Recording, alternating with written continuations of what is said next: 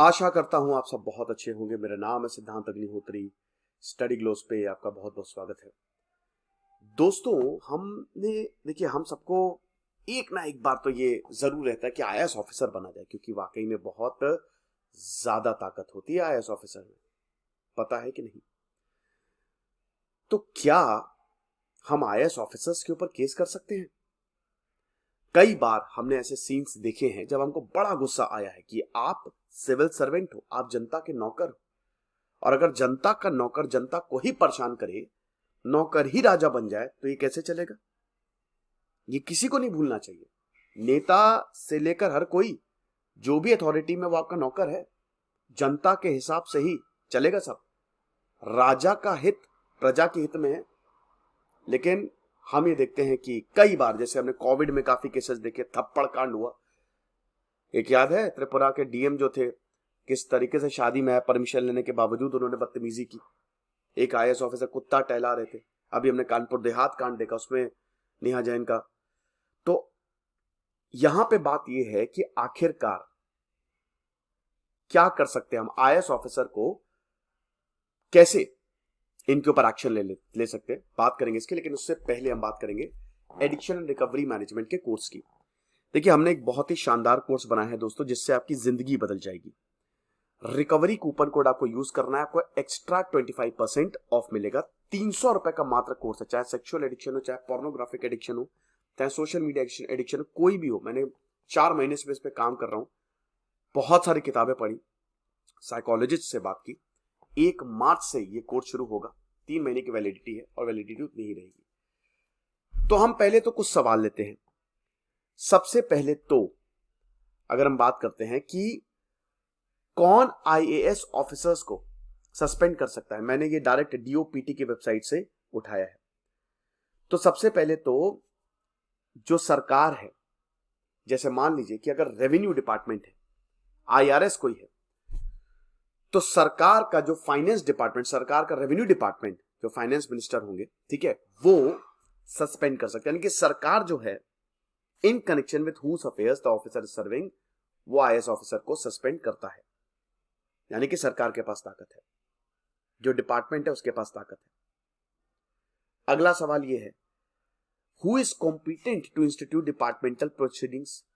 कौन, जैसे मान लीजिए कि रेवेन्यू ऑफिसर ही है।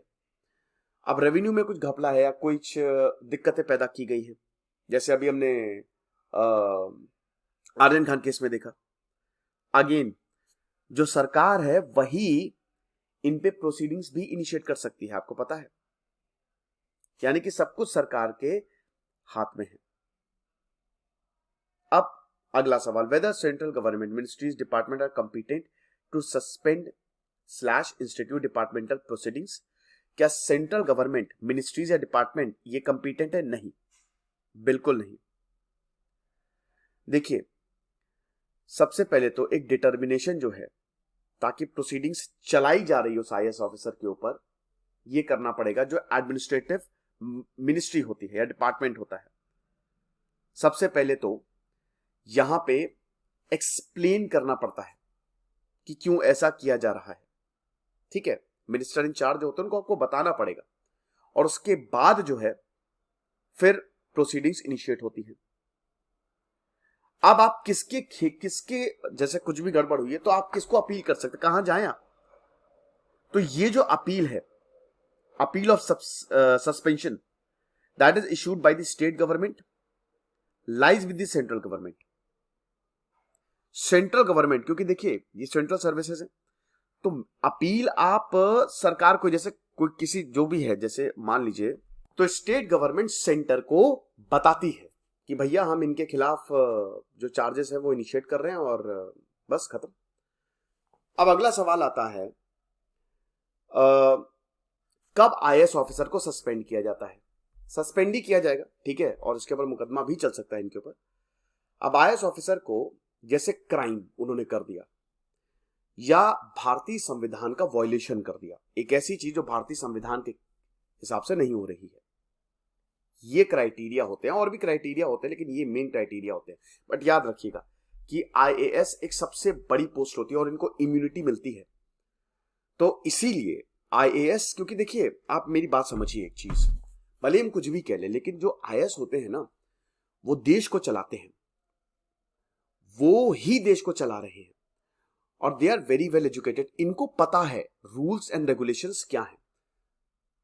आईएएस ऑफिसर्स कमाल का काम करते हैं। देखिए कुछ आईएएस ऑफिसर्स की वजह से हम सबको तो बदनाम कर नहीं सकते भाई, तभी तो देश चल रहा है, बहुत जगह जबरदस्त डेवलपमेंट है, तो आईएएस ऑफिसर्स के पास ही पूरा कंट्रोल होता है तो इंसान। और अगर इतना कोई इंसान पढ़ के आता है तो उसकी एक डिग्निटी होती है। इतना वो मेहनत करके आ रहा है, 1-2 साल दे के आ रहा है, 2-3 साल, इतने केस स्टडीज किए हुए हैं, उसको सब हर चीज की नॉलेज है। Anything that comes under the sun IAS knows, तो उसकी एक डिग्निटी है। तो हम यही मान के चलते कि वो कभी गलती नहीं हो सकता, उसने बोल दिया तो सही है, ठीक है। तो इसीलिए जब भी प्रोसीडिंग्स इनिशिएट होगी तो हमको आईएएस की डिग्निटी भी देखनी पड़ेगी। ऐसे ही नहीं कि आपने कंप्लेन कर दी और चलो केस करते हैं, ना ना।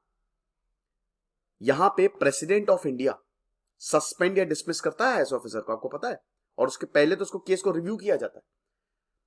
उसके बाद सेंट्रल गवर्नमेंट के पास भी राइट्स है, और अगर 1 साल से ज्यादा ये इन्वेस्टिगेशन चल रहा है, मतलब सस्पेंशन 1 साल से ज्यादा हो रहा है, तो सेंट्रल रिव्यू कमिटी को भी यहां पे कंसल्ट किया जाता है। हालांकि अभी रिसेंट अमेंडमेंट हुए हैं, एडमिनिस्ट्रेटिव सर्विस ऑफिसर जो हैं, अभी सेंट्रल रिव्यू कमिटी रिकमेंड करेगा। अगर मान लो किसी को भी सस्पेंड करना है तो सेंट्रल रिव्यू कमिटी जो है वो रिकमेंड करेगा, और उसके बाद DOPT minister in charge approval देगा। यानी कि पहले रिव्यू कमिटी, फिर डीओपीटी। और स्टेट्स जो आईएएस ऑफिसर्स को सस्पेंड करने जा रहे हैं या इनिशिएट कर रहे हैं प्रोसेस कि हम इस यूपी में फला जगह पे इस आईएएस ऑफिसर को सस्पेंड करना है, 48 घंटे के अंदर अंदर आपको सेंटर को इन्फॉर्म करना पड़ेगा, ठीक है। न्यू रूल्स जो है वो काफी ज्यादा स्ट्रिक्ट है, और वो आईएएस के फेवर में है कि कोई भी ऑनेस्ट या इनोसेंट ऑफिसर जो है स्टेट या सेंटर की वजह से सफर नहीं करना चाहिए। स्टेट कभी भी can not suspend the officer beyond 30 days without confirmation from the centre.